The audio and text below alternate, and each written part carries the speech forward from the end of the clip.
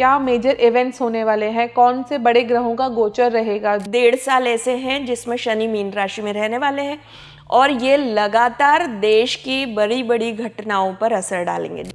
अभी तो लगातार उथल पुथल है ग्रहों की, क्योंकि अभी जिस तरह से राहु और केतु जैसे सिंह राशि में जब से हैं, तो आप देखेंगे कि जितने पॉलिटिकल लीडर्स हैं बड़े, जिनके कारण बाकी देशों पे भी असर होता है, उनके कितने अनर्गल और कितनी सारी वो ऐसी बातें करते हैं जो करनी ही नहीं चाहिए। वॉर की सिचुएशन हमेशा क्रिएटेड है, तो इसको अभी आपको लगता है कि हम एक ग्लोबल, एक वर्ल्ड वॉर की तरफ बढ़ सकते हैं? देखिए, ये चीज़ें अब बढ़ने वाली हैं, ये रुकेंगी नहीं। अगले 10 सालों की जो हम बात कर रहे हैं मेंडेन एस्ट्रोलॉजी के अकॉर्डिंग, इन चीज़ों में ये जो अभी आप स्थिरता देख रहे हैं ये भी नहीं रहने वाली है, ये भी काफ़ी कम हो जाएगी। क्योंकि 2027 में एक ऐसी भी सिचुएशन आएगी जब भारत को भी बहुत स्ट्रॉन्ग अपोजिशन का सामना करना पड़ेगा अपने ही पड़ोसी के साथ। क्या इस दौरान गोल्ड के रेट्स और इस पर भी कुछ बहुत बड़ा असर आने वाला है? गोल्ड के रेट, देखिए, जब से शनि मीन राशि में, आप देखेंगे कि गोल्ड के रेट कभी कम नहीं हुए, ठीक है। और शनि अभी और अगले 1.5 साल मीन राशि में है, तो बिल्कुल भी गोल्ड के रेट कम होने नहीं वाले हैं। हमेशा यही भाव इससे बढ़ के ही मिलेगा आने वाले टाइम में भी। 2-2.5 लाख पे पहुंच जाए आराम से गोल्ड, कोई बहुत बड़ी बात नहीं है।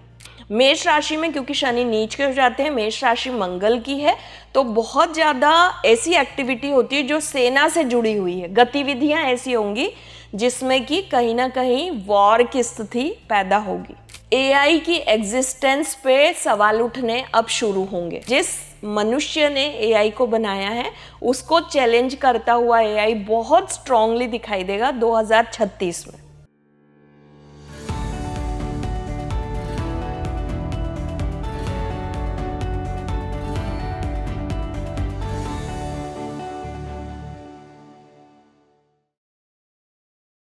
आने वाले 10 साल 2026 से 2036 के बीच कौन सा मेजर टर्निंग पॉइंट हम देखने वाले हैं?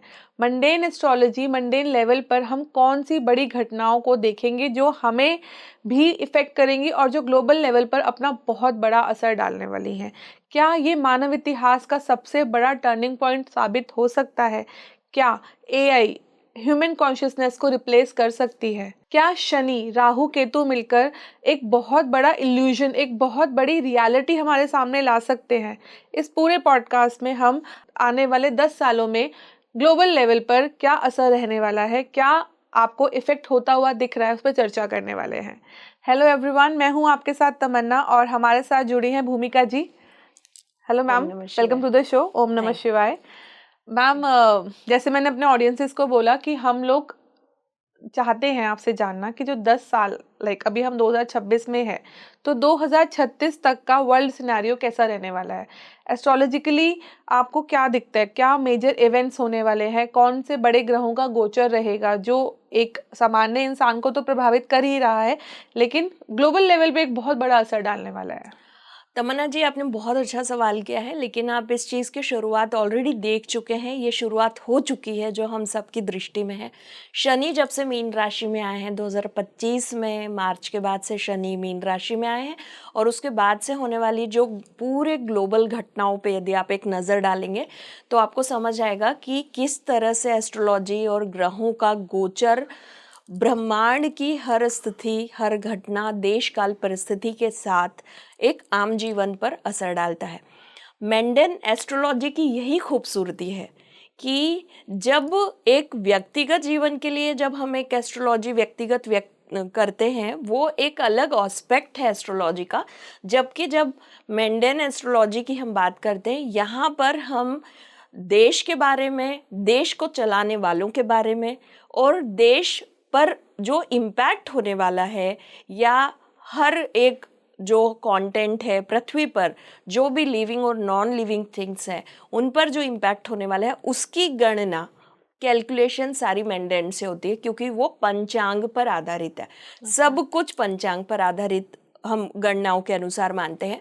इसको आप ऐसे देखेंगे कि जब 2025 में शनि मीन राशि में आए थे, शनि का बेसिक नेचर ड्राईनेस है और वो मीन राशि में आए जो जल तत्व की राशि है। तो जब दोनों का एक कॉम्बिनेशन हुआ वहीं से गैसीय मतलब जो वाष्पीकरण होता है यानी कि पूरे वातावरण में आप देखेंगे कि इसके पहले आपने एआई को इतना ज्यादा इम्पैक्टफुल नहीं देखा लोगों के जीवन में और ये बढ़ता ही जा रहा है। अभी और 1.5 साल ऐसे हैं जिसमें शनि मीन राशि में रहने वाले हैं और ये लगातार देश की बड़ी बड़ी घटनाओं पर असर डालेंगे। जैसे यदि हम इसको उदाहरण के तौर पर देखें तो राजनीतिक घटनाक्रमों में भी बहुत बड़े बदलाव आपको देखने को मिलेंगे। कुछ नई पार्टीज का उदय होना और जो पुरानी पार्टीज है उनका विलय हो जाना या उनका खत्म हो जाना बहुत हद तक ये आप अगले 1.5 से 2 साल में बिल्कुल कमिंग समय में देखेंगे। तो इस दौरान कौन कौन से बड़े ग्रहों का गोचर होने वाला है और वो कैसे किस तरह से हम पर अपना असर डालेंगे? एक बड़े ग्रह के गोचर के बारे में हमने बात की। दूसरे ग्रह का गोचर अभी हुआ है 2 जून को, जो गुरु परिवर्तित हुए हैं, कर्क राशि में आए हैं और ये जो कर्क राशि में गुरु आए हैं ये इस वर्ष के लगभग अंत तक रहने वाले हैं। गुरु कर्क राशि में उच्च के हो जाते हैं। गुरु आप जानते ज्ञान के, अध्यात्म के कारक हैं।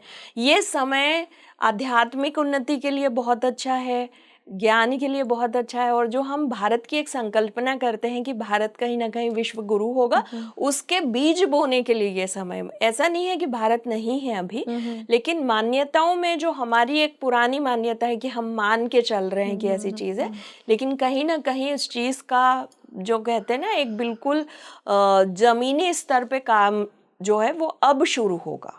तो अब हम एक अभी तक तो हम सिर्फ किताब मतलब पढ़ते थे, आपस में बातों में एक टर्मिनोलॉजी लेते थे कि विश्व गुरु भारत बन सकता है, तो अभी आपके अनुसार ये इस्टेब्लिश्ड हो सकता है? जो हम अगले 10 साल की बात कर रहे हैं उसकी शुरुआत यहीं से हो रही है अभी। आप और मैं उसी प्लेटफॉर्म पर है। सो ये हमारे लिए एक अच्छी भी बात है, लेकिन ऐसा नहीं है कि इसके बाद भारत को किसी चैलेंजेस फेस नहीं करनी है। बहुत सारे बड़े उतार चढ़ाव हमारे देश को देखने हैं इन्हीं आने वाले सालों में, क्योंकि जब भी हम किसी ऐसे बीज को बोते हैं जो हमारे भविष्य के निर्माण के लिए आवश्यक है, तो उस बीज को अंकुरित होने के लिए भी बहुत खाद और पानी की आवश्यकता होती है। तो वही संघर्ष हमें अभी झेलना पड़ेगा आने वाले समय में। तो मतलब भारत को बहुत फ्री नहीं रख सकते हम, कि हम अपने आप को बहुत फ्री नहीं मान सकते कि सॉर्टेड है सब कुछ। No, not exactly. कोई सॉर्टेडनेस तो तब आएगी जब आप एक स्थिरीकरण पे होंगे, वो अभी नहीं है। अभी तो लगातार उथल पुथल है ग्रहों की, क्योंकि अभी जिस तरह से राहु और केतु जैसे सिंह राशि में जब से हैं, तो आप देखेंगे कि जितने पॉलिटिकल लीडर्स हैं बड़े, जिनके कारण बाकी देशों पे भी असर होता है, उनके कितने अनर्गल और कितनी सारी वो ऐसी बातें करते हैं जो करनी ही नहीं चाहिए, लेकिन उनको नहीं पता है। केतु का सिंह राशि में होना ही ये दिखाता है कि उस व्यक्ति को अहम के चरम पे पहुंचा दिया है केतु ने। और ये हम 1-2 लोगों के बारे में नहीं देख रहे, कई लोगों के। लेकिन इसका सबसे बड़ा उदाहरण आपको अमेरिका के राष्ट्रपति ट्रंप का दिखेगा, किस तरह से वो बात करते हैं और किस तरह से वो एक्सपेक्टेशन रखते हैं। केतु का सिंह राशि में होना आपके पॉलिटिकली चीजों को बहुत ही गलत तरीके से इन्फ्लुएंस और इम्पैक्ट करने वाला होता है। यानी आप खत्म करने के अहम से अपने आप को खत्म करेंगे, ये केतु डिसाइड कर चुका है। आपके खत्म होने के पीछे कोई और रीजन नहीं है, आप खुद ही हो। आपका ईगो है जिसको आप सर्वमान्य मान के बैठे। तो ये दिख रहा है, जनता को दिख रहा है, सबको दिख रहा है। एवरीवन नोज, जिन्होंने उनको वोट दिया होगा, क्या उन्हें नहीं पता है? ऑफ कोर्स सबको पता है, and that is very visual. Ketu का यही इम्पैक्ट होता है।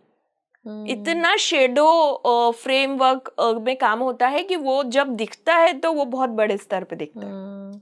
तो भूमिका जी, हम लोग ग्लोबल लेवल पे थोड़ा सा और विस्तार में बात करते हैं। अभी क्या है, हाईलाइटेड बहुत सारी कंट्रीज हैं, लाइक अभी मैं बोलूं तो इजराइल, उसके बाद ईरान, रशिया, अमेरिका तो ऑफ कोर्स है ही, इंडिया भी है। तो इनका फ्यूचर आपको क्या दिखता है कि क्या जिस हम एक काइंड ऑफ अ शीत युद्ध कह लीजिए, जो मतलब एक वॉर की सिचुएशन हमेशा क्रिएटेड है, तो इसको अभी आपको लगता है कि हम एक ग्लोबल, एक वर्ल्ड वॉर की तरफ बढ़ सकते हैं? देखिए, ये चीज़ें अब बढ़ने वाली हैं, ये रुकेंगी नहीं। अगले 10 सालों की जो हम बात कर रहे हैं मेंडेन एस्ट्रोलॉजी के अकॉर्डिंग, इन चीज़ों में ये जो अभी आप स्थिरता देख रहे हैं, ये भी नहीं रहने वाली है, ये भी काफ़ी कम हो जाएगी। क्योंकि 2027 में एक ऐसी भी सिचुएशन आएगी जब भारत को भी बहुत स्ट्रॉन्ग अपोजिशन का सामना करना पड़ेगा अपने ही पड़ोसी के साथ।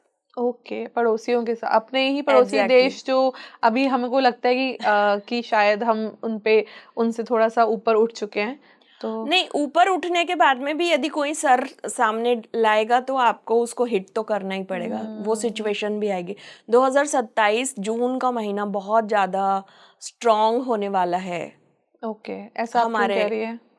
देखिए, दो स्थितियां बन रही है उस समय में। एक तो राहु केतु का जो एक एक्सेस है वो चेंज हो रहा है, और दूसरा है कि जैसे गुरु का जो इसी वर्ष के अंत में कर्क से मिथुन राशि में एक वापस होगा, अतिचारी हो गए हैं, तो एक और गोचर उनका पीछे की राशि में हो जाएगा। ओके, उस समय फिर से कम्युनिकेशन कुछ इस तरह के होंगे पड़ोसी देशों के साथ जो सहनीय नहीं होंगे। अभी तक कई बार ऐसी बातें हो जाती हैं जो कि अंतर्राष्ट्रीय स्तर पे सहन की जाती है, लेकिन कुछ चीजें, कुछ पॉइंट्स ऐसे हो जाएंगे जो सहन नहीं किए जाएंगे। ओके, और इस समय क्या हो रहा है कि जब जिस समय की मैं बात कर रही हूँ जून में, उस समय सूर्य भी राशि परिवर्तन कर रहे होंगे, तो जो भी राजनीतिक पूरे परिणाम आएंगे वो बहुत ज्यादा फेवरेबल नहीं होंगे। ओके, तो मतलब पॉलिटिकल अगर कंडीशन देखें ऑल ओवर द वर्ल्ड तो अनस्टेब्लिशमेंट अनस्टेबिलिटी रहेगी, अभी खत्म नहीं होने वाली है ये। नहीं नहीं, ये पूरे पूरे जो हम जिन देशों की बात कर रहे हैं, यदि मतलब आप युद्ध की भी बात कर रहे हैं और ईरान की भी बात कर रहे हैं, तो स्टेब्लिशमेंट कहीं भी नहीं दिख रहा है अभी अगले 1.5 साल तक। ओके, तो अभी हम रिसोर्सेज की जब बात करते हैं तो रिसोर्सेज पे अब ऑब्वियसली जब एक इंटरनेशनल लेवल पे जो ऐसी लड़ाइयाँ या बातें चलती हैं तो एक कॉमन मैन को रिसोर्सेज की प्रॉब्लम शुरू हो जाती है। तो अभी क्या आपको लगता है कि एक जो घर बैठा है इंसान जो उसको रिसोर्सेज का इशू आ सकता है? हाँ, आने वाले 3 महीनों में तो बहुत ज़्यादा नहीं कहूँगी, लेकिन उसके बाद स्थितियाँ थोड़ी सी आपको फाइनेंशियली और टफ दिखाई दे सकती हैं। ओके, तो हमें जो हम कहते हैं तेल की कमी बीच में हाँ, होगी, इसको तो दो ये तीन सब चीज़ों से ऐसे डिवाइड कर सकते हैं आप कि जो रिसोर्सेज की जब आप बात कर रहे हैं, तो यदि मैं कहूँ कि हम बिजनेस को कहाँ लेकर जाएंगे, तो बिजनेस में बहुत सारे अप एंड डाउन, जो भी बिजनेस करने वाले लोग हैं उनको बहुत ध्यान रखने की ज़रूरत है, क्योंकि यहाँ पे बुध भी अपनी ऐसी राशियों में गोचर करेंगे जहाँ पे कि इनकम बहुत कम होगी। मतलब इनकम या जो भी आपके सोर्स ऑफ अर्निंग है, ये कहीं ना कहीं स्टक होते हुए दिखाई दे रहे हैं आने वाले टाइम में। ये सब बिजनेसेस के लिए मैं नहीं कहूँगी, लेकिन कुछ पर्टिकुलर बिजनेस जो कि ऐसी चीज़ों से जुड़े हुए हैं जिसमें कि रोज़मर्रा की डेली लाइफ की चीज़ें डायरेक्ट हमें इम्पैक्ट करती हैं। ग्रॉसरी से रिलेटेड हो गया, बाकी चीज़ों में हो गया, जो हमारी डे टू डे लाइफ में हो, जिन चीज़ों का उपयोग होता है। ऑयल के दाम बढ़ने के साथ ये सारी चीज़ें आपके इम्पैक्टफुल हो जाएगी। और सबसे इम्पॉर्टेंट चीज़, क्योंकि जैसे शनि मीन राशि से जब जाएंगे तो एक लास्ट परिणाम देकर जाएंगे, उस समय पे और ज़्यादा ऑयल की कीमतें बढ़ जाएगी। अच्छा, हाँ, ये 2027 की बात कर रही हूँ मैं, यही जो मई से जून का समय रहेगा, ये टाइम और टफ होगा महंगाई की वजह से। और हम जो गुरु अतिचारी है, गुरु को हम गोल्ड से भी जोड़ते हैं, हाँ, तो क्या इस दौरान गोल्ड के रेट्स और इस पर भी कुछ बहुत बड़ा असर आने वाला है? गोल्ड के रेट देखिए, जब से शनि मीन राशि में, आप देखेंगे कि गोल्ड के रेट कभी कम नहीं हुए, राइट। ठीक है। और शनि अभी और अगले 1.5 साल मीन राशि में है, तो बिल्कुल भी गोल्ड के रेट कम होने नहीं वाले हैं। हमेशा यही भाव इससे बढ़ के ही मिलेगा आपको, आने जो वाले है टाइम में भी 2-2.5 लाख पे पहुंच जाए आराम से गोल्ड, कोई बहुत बड़ी बात नहीं है।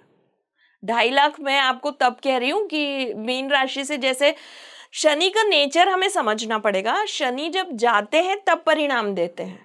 जो बेस्ट रिजल्ट शनि के होते हैं किसी भी चीज के लिए, वो जब वो बिल्कुल उस राशि से बाहर प्रवेश कर रहे होते हैं। मैं इसीलिए आपको कह रही हूँ कि जो 1.5 साल बाद का सिनेरियो है वो आज के सिनेरियो से बहुत अलग होने वाला है। ओके, तो अभी महंगाई भी बढ़ेगी और हाँ, गोल्ड के रेट आप 2.5 लाख तक बिल्कुल पहुंच जाएंगे हम। बिल्कुल बिल्कुल। तो ये तो आई थिंक अभी भी लोग इतना अफोर्डेबल नहीं रह गए, तो आगे तो और बड़ी दिक्कत होने वाली है। गोल्ड और ऑयल दोनों ही चीजों के और जो लोग जनरली शेयर मार्केट में इन्वेस्ट करते हैं हाँ, उनको शेयर मार्केट में एक अच्छा जो है फॉल अभी आने वाला है, और उसके बाद मतलब जो डाउन है वो आके और फिर अप होगा नवंबर से। मैम मीन से जब शनिदेव निकलेंगे तो वो आगे उनका अगला गोचर कहाँ होगा 28 में अगर मैं बात करूँ तो? देखिए 2027 एंड तक तो हम देख ही रहे हैं, जो स्थितियां मैंने आपको क्लियर की हैं, लेकिन 2028 में जब शनिदेव मीन से मेष राशि में प्रवेश करेंगे, ये जो मेष राशि में शनि नीच के हो जाते हैं, जब भी शनि नीच के होते हैं तो परिणाम तो अच्छे देते हैं, लेकिन उसकी शुरुआत बहुत अच्छी नहीं होती। ओके सो यहाँ पर आके और ज़्यादा चीज़ें पॉलिटिकली बहुत स्ट्रेच होगी। कई चीज़ें जो हमने देखी है, मैंने आपको कहा कि कई पार्टियां जो कि बहुत पुरानी हैं उनकी और ज़्यादा साख कम हो जाएगी, ओके हमारे देश में भी और अंतर्राष्ट्रीय स्तर पे भी। ओके और इसके साथ साथ एक बहुत महत्वपूर्ण चीज होगी कि एक बदलाव की शुरुआत होगी। शनि जब जब मेष राशि में जाते हैं तो पॉलिटिकली बड़े बदलाव की शुरुआत होती है, क्योंकि हर 30 साल में शनि पूरी एक सारी पूरी 12 राशियों का चक्र पूरा करते हैं। मेष राशि में क्योंकि शनि नीच के हो जाते हैं, मेष राशि मंगल की है, तो बहुत ज्यादा ऐसी एक्टिविटी होती है जो सेना से जुड़ी हुई है, गतिविधियां ऐसी होंगी जिसमें कि कहीं ना कहीं वॉर की स्थिति पैदा होगी। ओके फिर से तो जो आप कह रहे थे कि वॉर क्या कम होगा, तो नहीं, ये वॉर कम नहीं होगा अगले वर्षों में, क्योंकि जिस तरह के गोचर बने हैं ये सारे के सारे गोचर उस समय से जुड़े हुए हैं जैसे जब महाभारत काल में चीजें घटी थी। ओह तो एक नई शुरुआत के लिए जो चीजें आवश्यक होती है ब्रह्मांड में, वो घटनाएं घट रही हैं। इसलिए ऐसे समय में जब शनि मेष में जाएंगे तो बहुत सारी नेचुरल डिजास्टर की भी संभावनाएं हैं। Okay. बहुत स्पेसिफिकली कुछ महीनों में तो बहुत ज्यादा होगी, और स्पेशल जैसे जून से सितंबर का जो टाइम है इसमें, ओके 2028 में भी। 28 में भी। हाँ, तो आने वाले मतलब हम 26 से 28 तक का 28 बात करें तो इसमें शनिदेव का एक अलग हमें अलग तरीके का इफेक्ट बिल्कुल। देखने को मिल सकता है। हर राशि में शनि 2.5 साल होते हैं, तो हम्म। उस 2.5 साल में आप देखेंगे कि एक अलग तरह से पूरा वातावरण जो है वो बदलता हुआ दिखाई देगा, क्योंकि मेष ऑलरेडी एक फायर एलिमेंट का राशि है, शनि ड्राई है, तो ये और मतलब जल तत्व से भी खतरनाक हो जाता है उस समय। ओह इसलिए तो ये जो शुरुआत हुई है ये बहुत अच्छी नहीं मानी जाती है। इसके बाद यदि हम 2029 की बात करें तो यहाँ पर आप देखेंगे कि शनि रहेंगे उसी राशि में, लेकिन पॉलिटिकली स्टेब्लिशमेंट की तैयारियां होंगी। भारत में भी बहुत सारी ऐसी चीज़ें होंगी 29 में, जिसमें कि अनएक्सपेक्टेडली कुछ ऐसे नए कानून बनेंगे हमारे देश में, जो कि आम जनता का विरोध भी इसमें सरकार को सहना पड़ेगा, और हो सकता है कि चुनाव की स्थिति में भी बड़े बदलाव आए। Okay Yes. और मैम 2032 में जब गुरु अतिचारी अवस्था से बाहर आ जाएंगे, मतलब जी, अतिचारी बिल्कुल। रहेंगे 32 हाँ। तक, तो जब उसके बाद गुरु का क्या असर शुरू होगा, कैसे देखिए वहाँ पे? गुरु अतिचारी से जैसे ही बाहर आएंगे तो जो सबसे सटल पावर होगी उस समय, वो सबसे पहले बाहर यानी बाहरी रुख की तरफ आएगी, और उसमें भारत सबसे आगे होंगे। ओके यही गुरु का सबसे अच्छा परिणाम होगा। इतने वर्षों का जो हमने झेला है वो सारी चीजें आपको 2036 में बहुत अच्छे से होते हुए दिखाई देंगी। अच्छा 36 में मतलब गुरु हमें अपना पॉजिटिव इफेक्ट दिखाएंगे। जो अभी हम देख रहे हैं कि गुरु ऑब्वियसली एक शुभ ग्रह है, लेकिन उनका असर उतना शुभ नहीं दिख रहा है हमको। देखिए शुभ ग्रह परिणाम शुभ ही देते हैं, लेकिन जब कहीं विपरीत परिस्थितियां होती है, क्योंकि देश काल परिस्थिति मैंने आपको पहले ही मेंशन किया, हमारे एक्सपेक्टेशन बहुत बदल गए हैं, जीवन शैली बदल गई है, तो जो शुभ ग्रह है वो परिणाम हमें देंगे, लेकिन थोड़ा सा परेशानी के साथ देंगे। जैसे मैंने कहा कि बीज हमने बोए हैं किसी चीज के, तो फल आने में तो समय लगेगा, राइट। तो उस फल के लिए आपको वेट करना पड़ेगा, बस ये है। तो मैम इन सालों में राहु जो जिससे लोग अक्सर डरते भी हैं और बहुत इंटरेस्ट भी रखते हैं जानने में, बिल्कुल। उसका क्या असर रहने वाला है? देखिए एक बहुत अच्छा इम्पैक्ट आप समझिए कि जब राहु और केतु जैसे सिंह राशि और इसमें गोचर करने के बाद में जब अपने अगले परिणाम देंगे, तो एआई की एग्जिस्टेंस पे सवाल उठने अब शुरू होंगे अगले 1.5 से 2 साल में, और अगले 5 साल की हम बात करें तो एआई का एक्सेप्टेंस जिस तरह से बढ़ेगा उसके एग्जिस्टेंस पे भी सवाल उठेंगे। मतलब कि एआई को हमें कितना जीवन में इन्वॉल्व करना चाहिए, नहीं करना चाहिए, सारे खतरों पे बहुत ज़्यादा चर्चा का विषय होगा। लेकिन आप जो कह रहे हैं कि ह्यूमन कॉन्शियसनेस माइनस के बराबर क्या एआई आएगा, तो हाँ ये स्थिति बनेगी। ओके, ये स्थिति Yes, बनेगी। ये स्थिति बिल्कुल बनेगी। मैं ये नहीं कह रही कि ह्यूमन कॉन्शियसनेस पे एआई का कब्जा हो जाएगा, ऐसा कुछ नहीं होगा।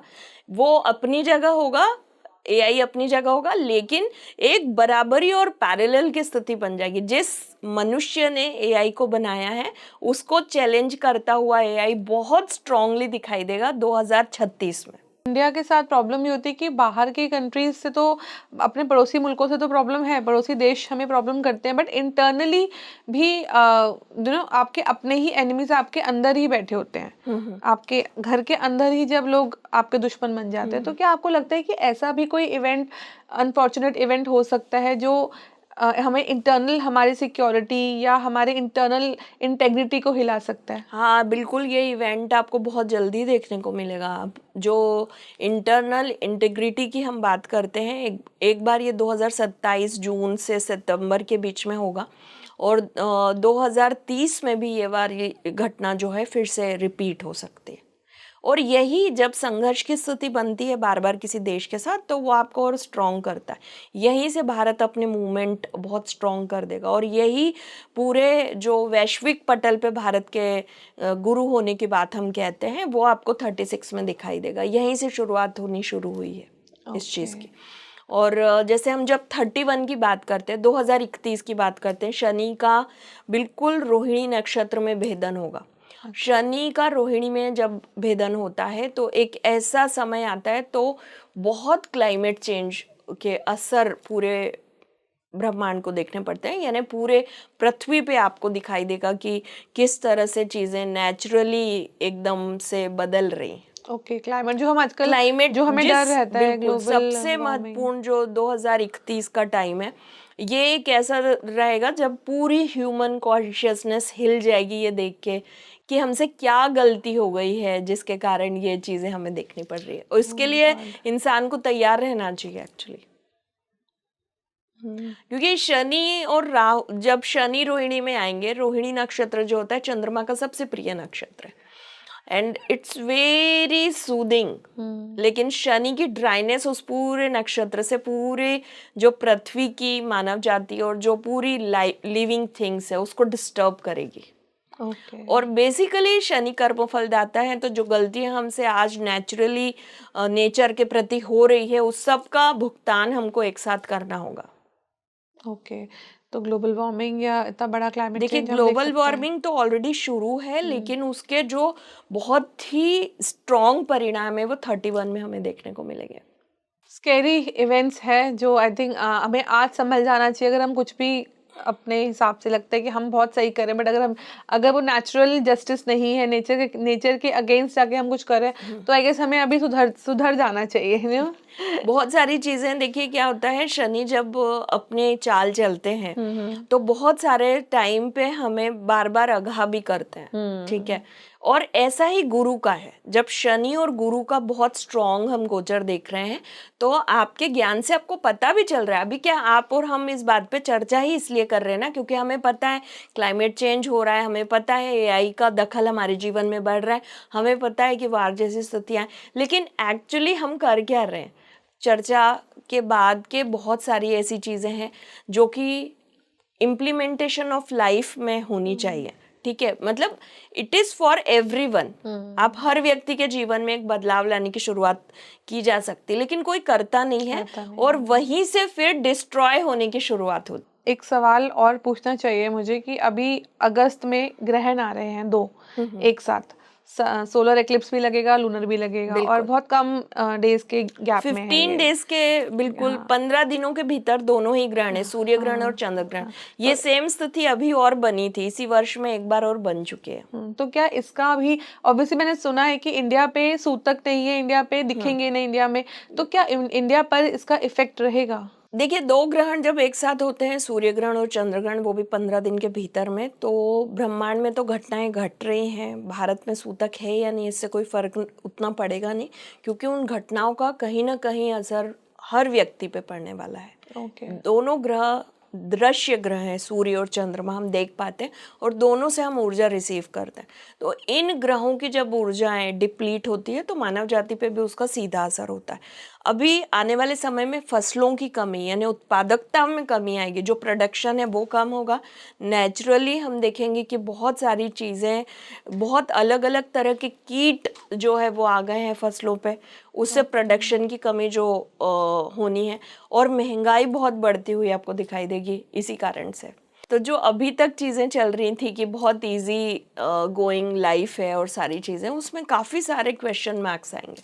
दूसरी जो सबसे बड़ी मुझे घटना होते हुए जो दिखाई दे रही है, या जो ग्रहों की एक कैलकुलेशन है, लोगों पे मानसिक बहुत नेगेटिव परिणाम इसके आएंगे। मतलब कहते हैं ना, ह्यूमन कॉन्शियसनेस जागृत होगी, अपने ऊपर की तरफ जाएगी, लेकिन उसी प्रतिशत में बहुत सारे लोग ओवर थिंकिंग में, साइकोलॉजिकल इफेक्ट्स में भी जाएंगे ओह।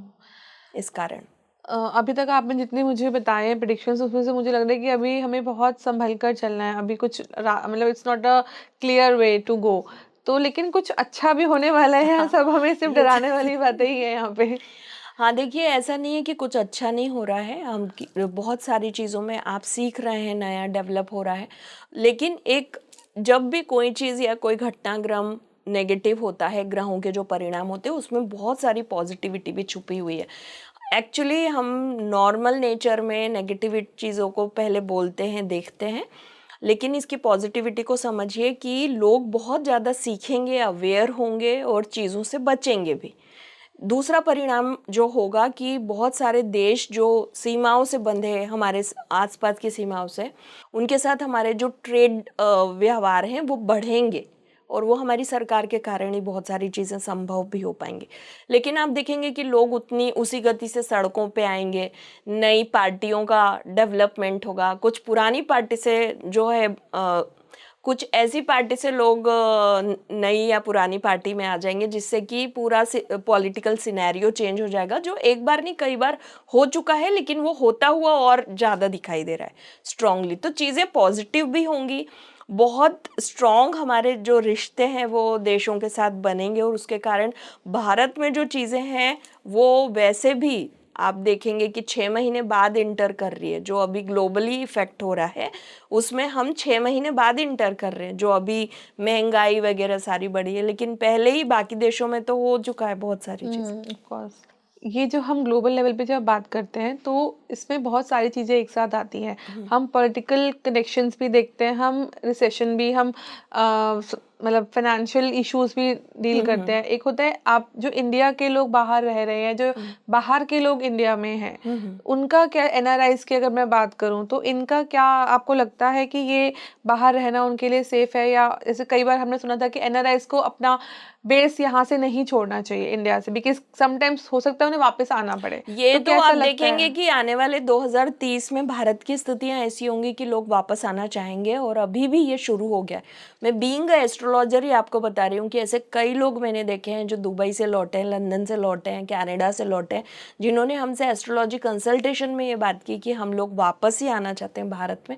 तो ये चीज़ और बढ़ने वाली है। अब भारत में रह के लोगों का जो पढ़ाई करने से लेके अपने करियर बनाने का वो सिनेरियो है वो बढ़ेगा, भारत की तरफ रुझान होगा, दूसरे देशों का भी। ओके, ये तो अच्छी बात है। खैर, हाँ, तो ऐसे अच्छी बातें भी है बहुत सारी। जैसे मैंने कहा कि दूसरे देशों के साथ आपके कनेक्शन बढ़ेंगे, लेकिन एक जगह आके, एक पॉइंट पे आके आपको एक युद्ध का सामना भी करना पड़ेगा भारत को। भारत को भी युद्ध का सामना करना हाँ, पड़ेगा। हाँ, ओके 2027 एंड में, ओके। जून से जो टाइम है वो। तो क्या ये युद्ध वही रहेगा जिसकी आई गेस हर लोग बात करते हैं, जो हमारे नियरेस्ट पड़ोसियों के साथ जो हाँ, हमारा? बिल्कुल बिल्कुल, ये भारत पाकिस्तान का बिल्कुल एक आमने सामने वाला युद्ध हो सकता है, लेकिन युद्ध इस तरह से नहीं होगा। हो सकता है कि बहुत जल्दी चीज़ों में प्रॉपर डीलिंग हो जाए। लेकिन देखिए, दो चीज़ें हैं, क्योंकि जब हम मैदिनी ज्योतिष में भी बात करते हैं तो सिर्फ एक ऊर्जा काम नहीं करती, सिर्फ ग्रहों की ऊर्जा काम नहीं करती, हमारे पॉलिटिकल लीडर्स की ऊर्जाएं भी काम करती है। ठीक है, जब हम अपने प्रधानमंत्री श्री नरेंद्र मोदी जी की बात करते हैं, अमित शाह जी की बात करते हैं, तो बहुत सारे उनके जो डिसीज़न हैं, जो उस समय के सिनेरियो देश का होगा उसके अनुसार लिए गए निर्णय से बहुत सारा भविष्य आगे तय होता है।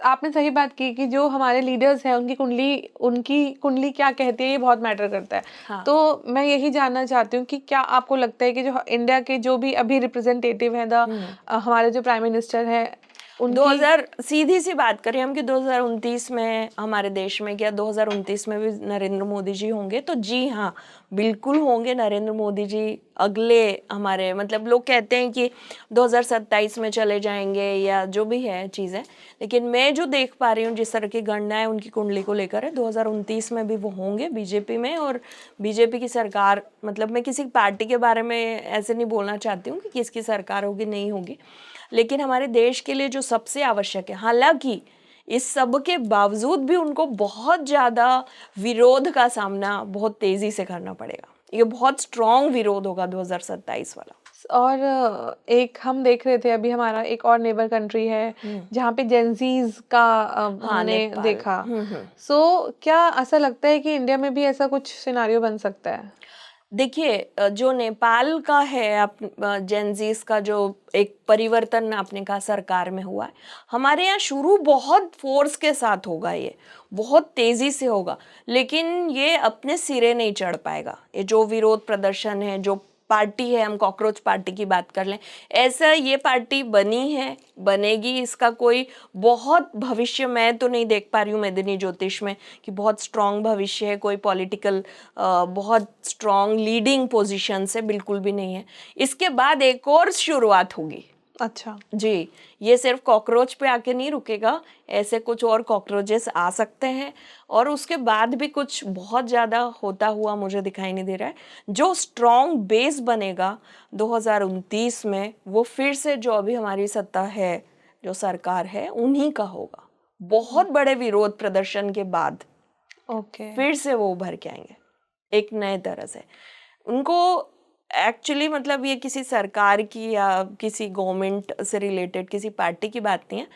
जो ग्रहों की गणनाएं हैं और जो भारत की आवश्यकता है, जो हम अपने देश भारत की कुंडली देखते हैं, जो वहाँ पे होने वाले लीडर्स की किस तरह की कुंडली होनी चाहिए, और हमारे देश में भी धार्मिकता को लेके चीज़ों में जागरूकता बहुत ज़्यादा बढ़ने वाली है आने वाले समय में।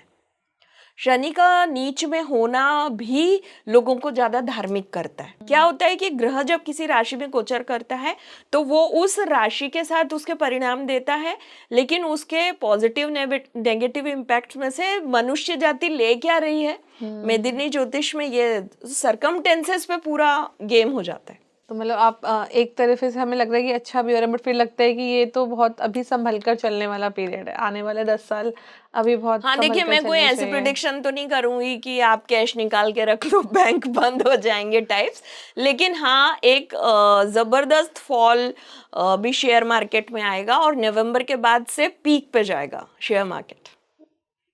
तो ये एक आप कह सकते हैं कि आपका जो फाइनेंशियल प्रिडिक्शन है वो इस तरह का है। एजुकेशन लेवल में भारत बहुत आगे जाने वाला है आने वाले टाइम में। एजुकेशन में हमारा एक जो 2030-31 के बाद की बात कर रहे हैं, यदि हम 36 की बात करें, हमारा एजुकेशन लेवल बहुत स्ट्रांग हो जाएगा। लोगों को देश छोड़ के बाहर जाने पड़ने की आवश्यकता नहीं होगी।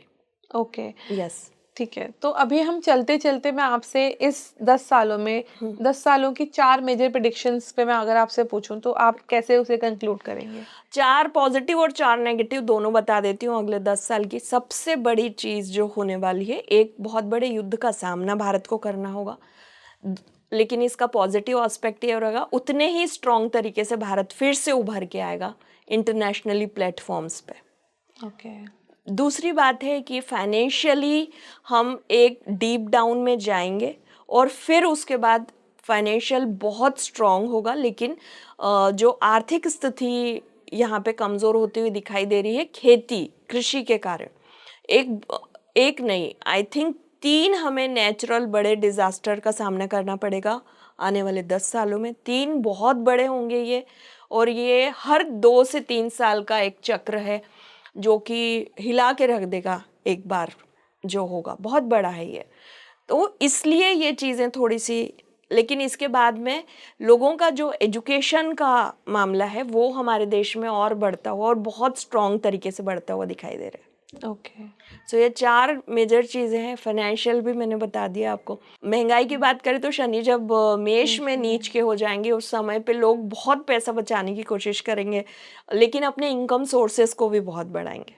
चालाकियाँ बहुत बढ़ेगी। यदि हम एक इंडिविजुअल व्यक्ति की बात करें तो बहुत सारी चालाकियाँ बढ़ेंगी, बहुत सारे धूर्तपने और बहुत सारे घोटाले सामने आएंगे। ओह! ठीक है ma'am, thank you so much. I think हमने बहुत डिटेल में प्रेडिक्शंस एनालाइज़ करी, समझी आपसे कि आने वाले 10 साल ह्यूमन लाइफ के लिए, इंडिया के लिए, वर्ल्ड के लिए कैसा रहने वाला है। जी। थैंक यू सो मच हमारे साथ जुड़ने थैंक के यू। लिए। ओम नमः शिवाय।